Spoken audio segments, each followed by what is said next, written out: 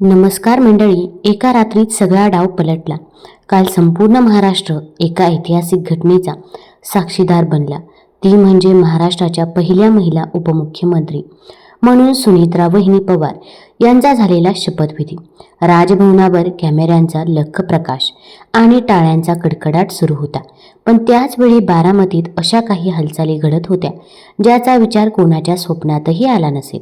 अजितदादांच्या राष्ट्रवादीची सर्व जबाबदारी आता सुनेत्रा वहिनींकडे आली असं वरवर वाटत असलं तरी त्याच क्षणी पडद्यामागे एक असा खेळ रचला गेला ज्याने गल्लीपासून दिल्लीपर्यंतच्या सर्व गणितांना सुरुंग लावला.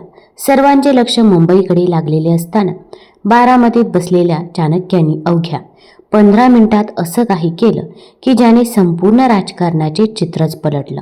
अजितदादांच्या निधनाचा शोक अजून ओसरला नव्हता. 4 दिवसही पूर्ण झाले नव्हते तोवरच हा शपथविधी पार पडला. मग या सत्तेच्या खुर्चीसाठी इतकी घाई का झाली?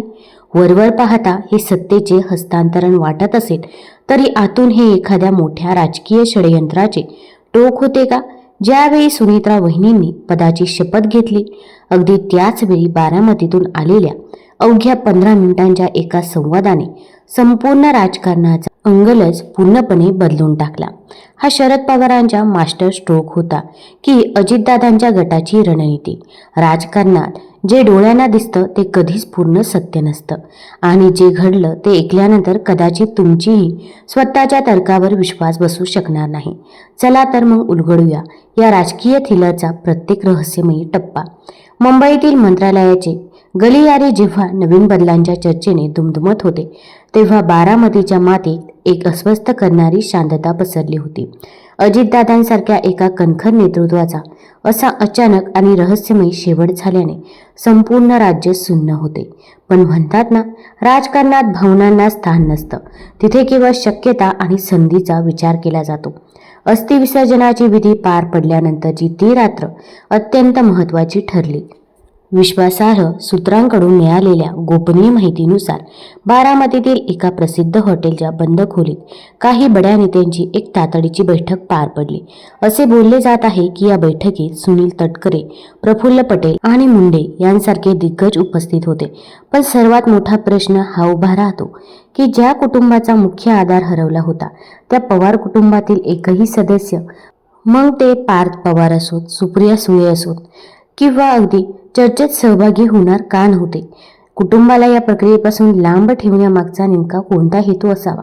राजकीय विश्लेषकांच्या मते दादांच्या जाण्यानंतर पक्षात जो एक प्रकारचा सत्ता रिक्ततेचा काळ निर्माण झाला होता त्यावर नियंत्रण मिळवण्यासाठी काही नेत्यांनी थेट दिल्लीतील हायकमांडाशी संपर्क साधला असावा अशी शक्यता वर्तवण्यात येत आहे. एका रात्रीत विमानांच्या फेऱ्या वाढल्या, फोन कॉलचा महापूर आला आणि दुसऱ्या दिवशी सकाळी मंत्रालयातील प्रशासकीय फाईल्सना एक अनाकलनीय वेग प्राप्त झाला.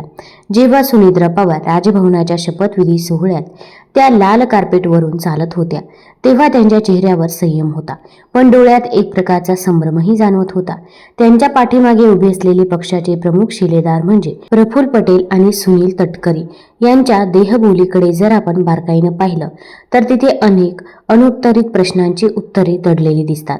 राजकारणात सत्ता केंद्र ही संकल्पना अत्यंत गुंतागुंतीची असते. जोपर्यंत अजितदादा सक्रिय होते तोपर्यंत राष्ट्रवादीचे सत्ता केंद्र हे एकाच बिंदूवर स्थिर होते.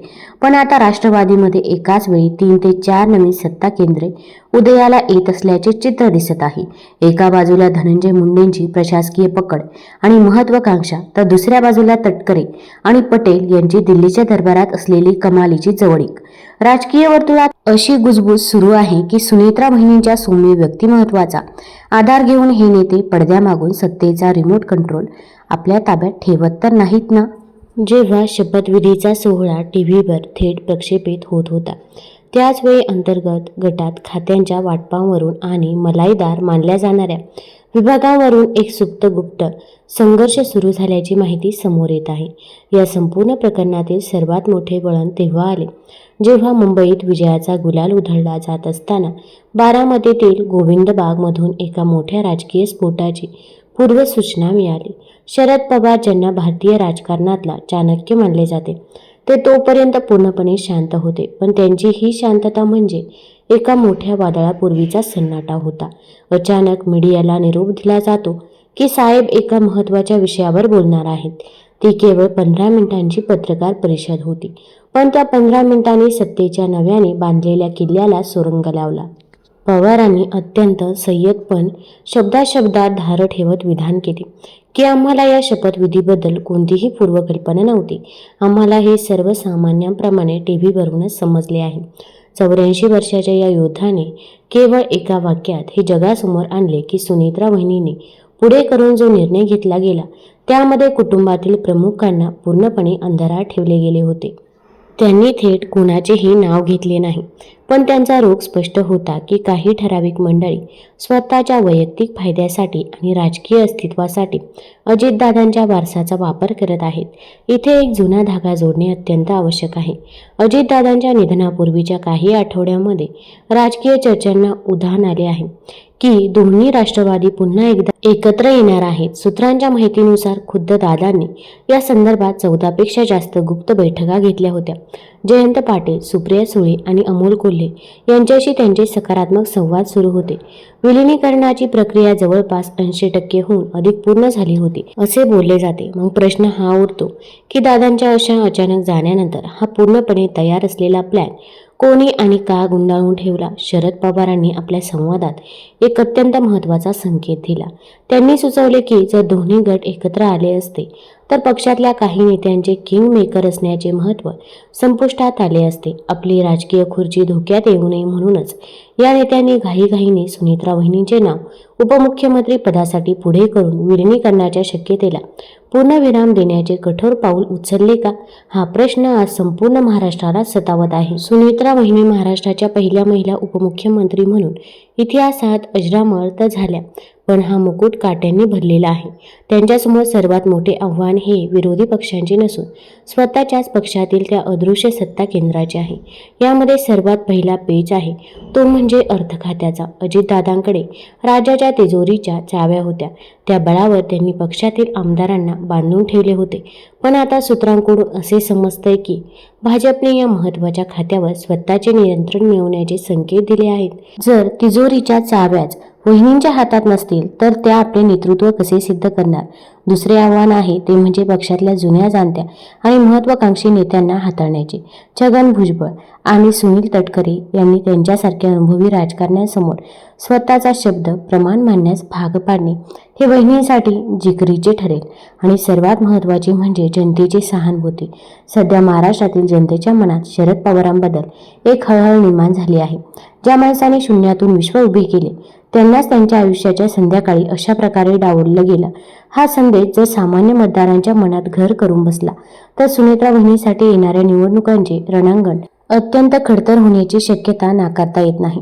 राजभवनावरचे दिवे आता मावले आहेत. सोहळा संपला आहे आणि रात्र गडद झाली आहे, पण मुंबईतील सागर आणि वर्षा बंगल्यावरून तसेच बारामतीतील काही गोपनीय ठिकाणाहून अजूनही फोनचे खणखणाट थांबलेले नाहीत. असे बोलले जात आहे की शरद पवारांच्या त्या 15 मिनिटांच्या मुलाखतीनंतर अनेक आमदार आता पुन्हा एकदा फेरविचार करू लागले आहेत. ज्यांच्या जीवावर हा सगळा खेळ रचला गेला तेच आधारस्तंभ आता डळमळीत होऊ लागल्याची चिन्हे आहेत.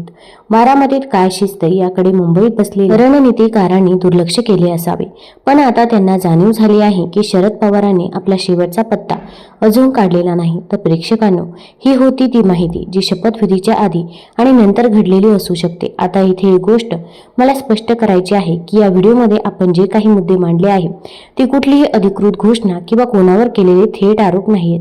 महाराष्ट्राच्या राजकारणात सध्या ज्या बातम्या उठत आहेत, विश्लेषकांमध्ये ज्या चर्चा सुरू आहेत आणि सूत्रांकडून जी माहिती मिळते त्यावर आधारित मांडलेली ही केवळ एक शक्यता. राजकारण हा अनिश्चिततेचा खेळ आहे. इथे आज जे दिसतंय ते उद्या असेलच असं नाही. पण एक प्रश्न मात्र उरतोच. तुम्हाला काय वाटतं?